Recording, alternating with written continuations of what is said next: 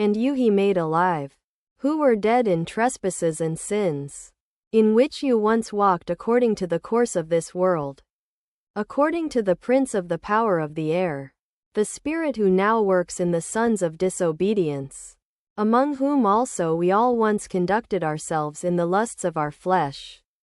fulfilling the desires of the flesh and of the mind, and were by nature children of wrath, just as the others. But God, who is rich in mercy, because of his great love with which he loved us, even when we were dead in trespasses, made us alive together with Christ. By grace you have been saved, and raised us up together, and made us sit together in the heavenly places in Christ Jesus,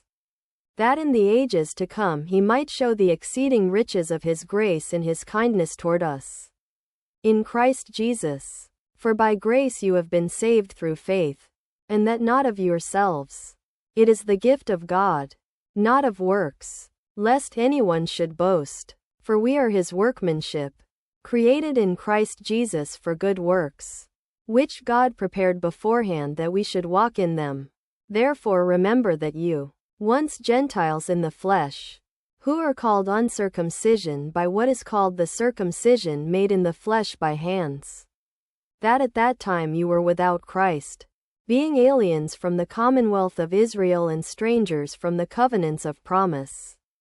having no hope and without God in the world. But now in Christ Jesus you who once were far off have been made near by the blood of Christ. For he himself is our peace, who has made both one, and has broken down the middle wall of separation, having abolished in his flesh the enmity, that is, the law of commandments contained in ordinances, so as to create in himself one new man from the two, thus making peace, and that he might reconcile them both to God in one body through the cross, thereby putting to death the enmity. And he came and preached peace to you who were afar off and to those who were near. For through him we both have access by one Spirit to the Father. Now, therefore, you are no longer strangers and foreigners, but fellow citizens with the saints and members of the household of God, having been built on the foundation of the apostles and prophets, Jesus Christ himself being the chief cornerstone, in whom the whole building, being joined together, grows into a holy temple in the Lord, in whom you also are being built together for a dwelling place of God in the Spirit.